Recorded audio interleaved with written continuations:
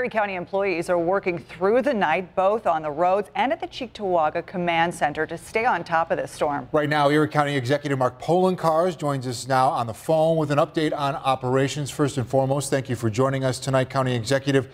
Where is the county right now concentrating its efforts? Good evening. Of course, the snow and the major problems have all been in the north towns. We have over 30 plows out across Erie County, but right now we're really focused on the north towns.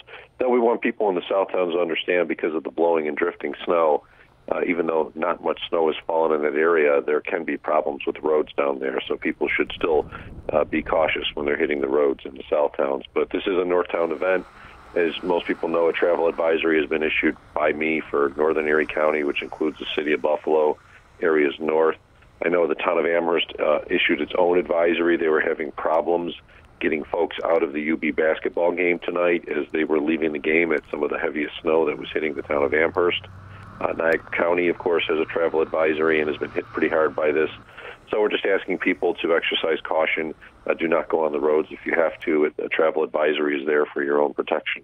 County Executive, you issued that travel advisory early on today. Virtually all school districts have canceled school for the next 2 days, and that really seems to be something that we don't see very often. Schools closing 2 days in advance of the weather system and the weather event. What's your take on this proactive measure that these schools have taken?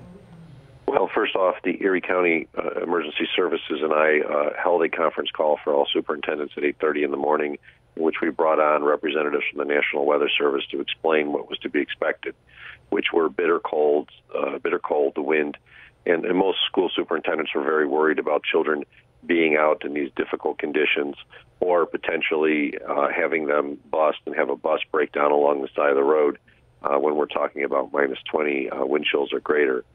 So we brought all the school superintendents from Erie County on one conference call. I think they all agreed, based on the information of the bitter temperatures and the life-threatening wind chills, that having children out in this situation would not be good, and therefore they made generally a concerted decision to close tomorrow and Thursday. It is a little rare to have 2 days in a row, but considering the bitter cold temperatures are to continue throughout Thursday, I'm not totally surprised.